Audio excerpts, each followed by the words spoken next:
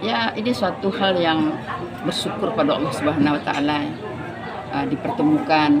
Pertemuan ini bukan sekarang, ini cuma mengulang yang kesekian kali untuk lebih mempererat ikatan tali silaturahim yang sebenarnya berhubungan darah. Jadi yang berangkat itu adalah perempuan dari Paguyuban pada dasarnya. Pada awalnya Putih Serenduk Penang Masa itu, dia cicit dari Aditya Warman. Jadi kalau dalam aturan adatnya dalam Ranji Limbago ada 4 kloster hubungan kekerabatan. Ada Sapiah Balahan, ada Kudong Karatan, Kapak Radai, dan Timbang Pacahan. Sapiah Balahan ini yang perempuan yang pergi. Jadi seperti tubuh itu dibelah. Jadi sama yang pergi dengan yang tinggal. Dan secara adat sebenarnya kalau habis orang di sini bisa dari Pulau Ujung Pagaruyung datang kemari menggantikan. Begitu juga sebaliknya. Nah, itu dekatnya. Tapi yang Kudong Karatan itu laki-laki yang pergi, jadi dipotong. Tidak sama yang tinggal dengan yang pergi. Kemudian Kapak Radai itu kembangan daripada Sapiah Balahan. Kemudian Timbang Pacahan kembangan daripada Kudong Karatan. Dan itu sampai hari ini yang masih berkomunikasi itu hampir 170 kerajaan-kerajaan, dan itu di Nusantara bahkan di luar Indonesia.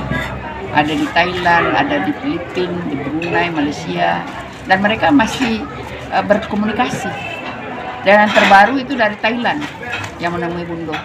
Jadi waktu dulu kita cuma tahu satu kerajaan, ternyata ada 3 kerajaan yang berasal dari Paguyuban raja pertamanya, dan bahkan ada 2 kerajaan yang rajanya perempuan terus menerus.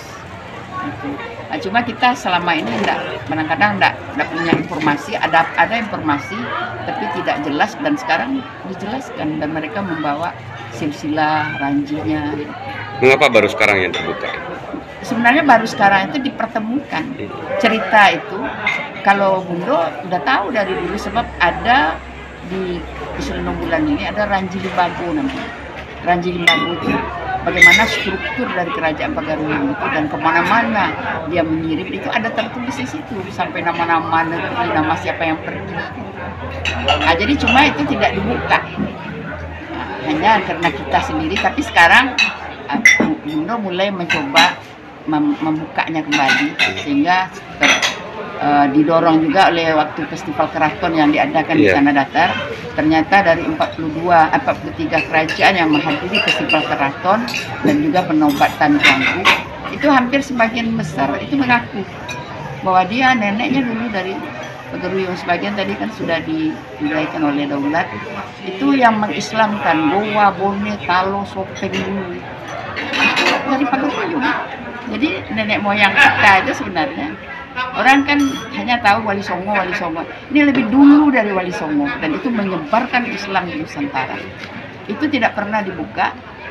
Yang saya tahu Bundo yang pernah membahas Republika itu 4 kali terbit itu. Bagaimana peranan Pagaruyung mengirim, mengislamkan di Nusantara. Ya, khusus untuk Pulau Sangka ini, Bunda. Ya, salah satu Pulau Sangka. Itu makanya tadi kan ada keraguan atau ada yang menggugat segala macam. Dia sudah dikatakan ujung, tidak mungkin sebuah ujung tidak ada pangkalnya. Seperti pohon ada pucuk, tidak mungkin ada akar. Nah, itu dari alam. Orang Minang kan berguru ke alam. Dari alam itu saja kita sudah bisa memastikan bahwa ini bukan suatu hal yang patut diragukan. Apalagi ada ranji, di dalam ranji Bundo ada Putih Serenduk Penang Masa itu. Iya. Itu pencocokan buktinya seperti apa kemarin itu, prosesnya? Ya, itu kan ada ranjinya. Jadi dari ranji itu ada beberapa. Jadi begini, kalau tidak ada laki-laki yang akan dikirim dari Pagaruyung, itu diminta raja ke sini atau dikirim. Itu dikirim perempuan.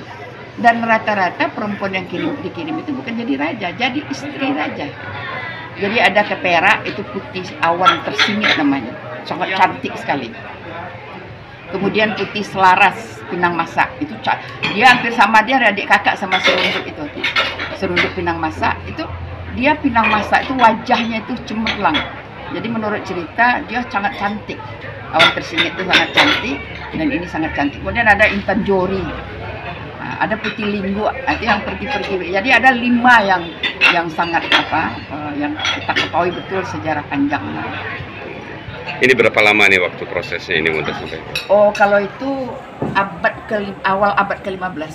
Dia kan seangkatan, dia adik dari Batilap Alam. Batilap Alam itu Raja Pagaruyung yang pertama kali masuk Islam dan mengganti nama kerajaan dengan Kesultanan Pagaruyung. Dan dalam periode beliau mematrikan adat Sandi Sarak, Sandi Kitabula. Kemudian pada zaman beliau mendirikan surau di setiap kaum dan di setiap kampung dan di setiap negara. Itulah cikal bakal dunia pendidikan bagi orang Minangkabau. Maka melahirkan orang-orang Minang itu orang-orang yang cerdas, pintar.